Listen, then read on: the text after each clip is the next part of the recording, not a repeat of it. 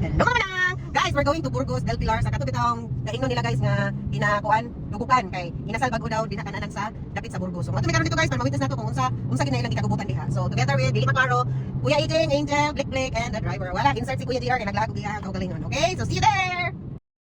So we drive guys all the way from Bugo to Cagayan de Oro City sa particular Burgos del Pilar. So kana nga time guys is nagparking nami dinha. Nangita na yung parkinganan and good for them kay nay parkinganan sa kilid.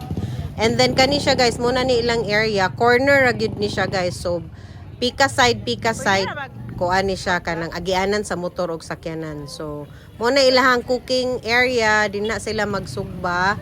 And then mo ni ilahang menu. So muna siya diha guys, nakabutang ilang menu hon. Say makakuha nimo sa 110 pesos. So muna siya and then kani is nagmarites ko kang kuya kay nana may mga luto na no. So mo ni siyang 110 pesos, literally mo og gyud ni siya. Chicken, only rice, side dish na cucumber, and then soft drink. So, muna ang ma-avail nimo sa 110 pesos na package.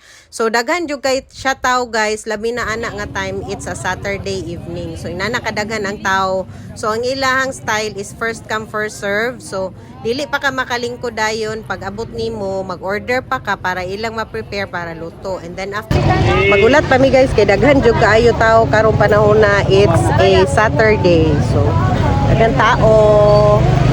Ulat-ulat pag may time. Blik. Uy, don't do that. Tawagon na daw guys kung kami na amo ng kuan turno. Pero nag-order na mi daag chicken para lutoon na. Okay? So, see you. So while waiting lugar guys, akong nakita diha ang area kay sa atbang mi nag-standby guys para ma-wait sa among turn sa pagpalingkod sa table, makakuha mig table. So corner gid na siya guys, coming and kana dayong sa likod sa mga customer. So medyo delikado gud sa mga customer guys kung maglinya taas na ang linya kay naay mag-agi-agi nga mga motor ug sakyanan dinha. So attend lang gid ta sa atong mga bata guys para dili gyud in taon masimba ko. Then nakakuha na mig table guys, ako nang turn. So magulat na lang mi sa among food kay wala pa naluto. So, nakadaghan ilang tao guys. Tungod kay trending sila karon, char. So grabe wala pa gyud bakante nga lamisa. So muna ni guys, nana among food side dish. Paa among gipili guys, only rice na siya. So nag-prepare na si uncle sa food, sa iyang kaunon. Medyo gutom na gyud na guys, no? So, nana mi soft drinks, kumpleto na mi. Manawag lang dayon mi kung kailangan pa mi og rice guys. Pero naraman din na ang tigatag nila. Abtik man po kaayo, no? So, maayo ilang serbisyo. Kay daritso dahil pag sit-sit lang nimo gamay. Kung dili, di pa ka kasit-sit. May nga nag-rice, sir. Kulangan imong rice. So, okay kaya na siya. Then, napod sila sinigang na sabaw guys, ha? Pakapin gyapon anli sabaw. So lami ang ilahang sinigang na sabaw guys, mura pod og mang inasal. Sinigang ba nang sa mang inasal. So pare-pareha sila lami sa ilahang anli sabaw. So okay kay no higop-higop sabaw og sa chicken. So bite sa kay na 110 pesos. Thank you for dropping by. Guys, mo daw ni ang kuan mga tag-iya. Salamat kayo. Tag-iya gyapon sila. For coming. Balik-balik kung may time. Balik-balik pa. Mo daw ning tigtimplaw. Thank you, mama. Salamat kayo, mama. Okay. Good day mga manang. Mga manang, I'm going to have my self-opinion or self-review sa katong gaduan namo sa Burgos na inasal sa Burgos. So nakaadto mi didto last Saturday evening guys and nagtry mi didto kay ingon Manila trending daw na siya karon sa Cagayan de Oro kay bag-o unya isa sa daghan daw tao. So among gitry didto guys. Actually ang akong ihatag nga feedback is ako lang ni. So, no offense lang ni siya kay ako man ni siyang experience and observation dito sa area nila.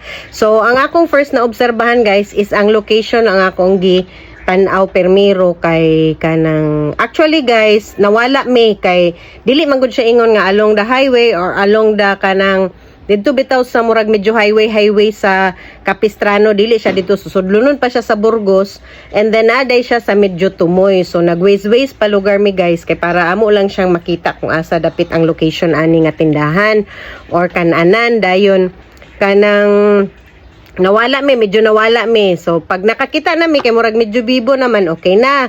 So ang ako lang guys is kami naman mi sakyanan, so napod sila parkinganan dito sa Daplin, so wala kami naglisod ug asa mi mo parking kay naman pod lugar dito kanang pwede sakyanan, pwede mga motor, so okay lugar kay to siya guys.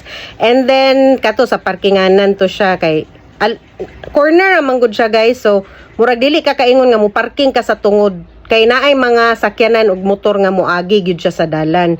And then ikaduha is medyo sa mga parto sa sakyanan okay ra kay makaparking man. Ang ikaduha guys is ang kanang kuan, ang medyo dili siya safe sa mga kanang maglinya nga mga customer kay usahay daghan na ako naobserbahan nga sa katong kami pagamay raman mi, so pwede ra mi nagtipok sa Daplin, pero kung mudaghan na ang tao guys maabot na sila sa dalan, unsafe kaayo kay intersection siya na ay padulong sa Daplin, apoy padulong sa likod, so murag delikado kung labaw na ng mga bata guys, dili na lang ninyo ipaapil og linya-linya, kailangan gyud mo kuan gyud mo attend gyud mo sa inyong mga bata kay lisod kayo, simba ko mga side sweep kay nara gyud sa dalan ang ilang linya guys. So mo ra po akong nakuanan nga murag unsafe sa mga customer nga maglinya kay dinha ra ba gyud mag order sa Daplin, so simba ko lang mga side sweep ta. So mo nang ikaduha nga akong nabantayan unta mapangitaag pamaagi no kung asa maglinya ang customer kanang naay mo assist sa ila nga dinhi lang ta sa Daplin ma'am, ana bitaw kay ang uban padulong sila sa dalan, so kung dili sila makabantay ma-side sweep sila sa motor or sakyanan. And then ikatulo is dili pa gid kay siya ingon nga establish nga kanang ang ilang mga kuanang gigamit nga facility is kanang ordinary lang sa temporary lang sa tingali no kay bag-o pa man sila, tent lang sa, pero okay lang karon kay dili pa man ting-ulan, napa may kanang dili pa man siya ingon nga mag-ulana kadag adlaw or kadag gabi kay kung mag-ulan na to guys wala sa takabalo kung unsay kuan kay tent ra man gud to ilang giatop, so basig temporary lang pod puhon ilarang pa-renovate na mahimo na to siyang scene or matupan og insakto para sa mga customer kay kato siya guys murag temporary ra gyud siya no, pero dili ta kabalo kung sa poy plano sa tag-iya basig buhon-puhon mausab na nila ilahang facility nga ilang atop ana magyud basta permiro, so moto siya okay lang gyud kay guys ug dili mag-ulan wala gyud problema. So moto dayon dinhi na ta sa food kay ako daghan naman gyud kay kog na-tryan nga mga a la carte, mga actually guys normal na siya, ordinary na siya nga a la carte, pero tungod lang kay bag-o siya. And then isa sad na trending siya karon kay murag siya raman dito ang nay a la carte dapit guys sa Burgos, so walay lain mga kananan dito nga ingon ato no, so siya ra dito. And then kuan siya guys, ang ilahang serve is 100, ang ilang serve guys is for 110 pesos is kanang chicken na siya, isa ka paa or isa ka pitso, only rice, isa ka 8 ounce na soft drinks ug isa ka side dish.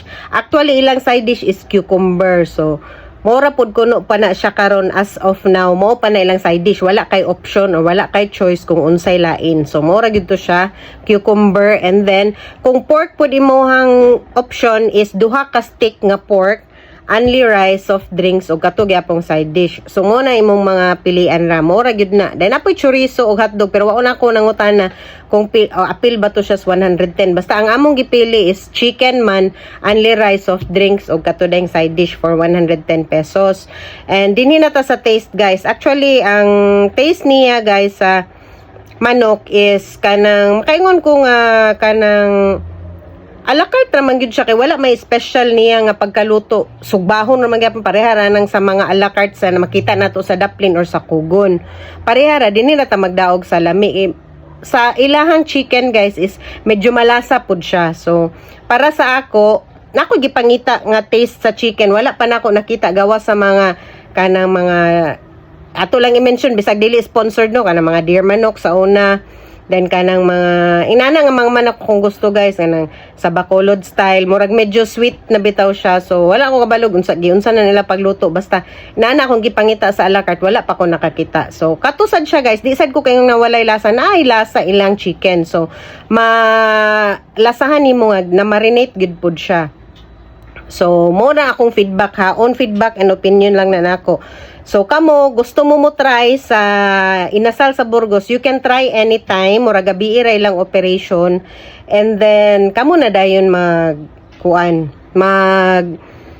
mag-see for yourself kung unsa inyong mga feedback or unsa inyong mga experience. So, as of karon, okay kay pod ilang service guys, kay mga nawag ka guys na adayon, and then dili na yung dugay kaayo, pero actually lang sa pagsugod, pag order nimo tungod lagi kay daghan kay tao, murag you will wait for your turn or you will wait for your name to be called para lang makakuan mo bangko. Pananglitan ka mo'y sunod ana, sila na din bahala og mo'y palinya. First come first serve ang ilahang pamaagi. So okay ra na siya guys, walay iluga. So mo pud ang isa nga okay sa ilaha.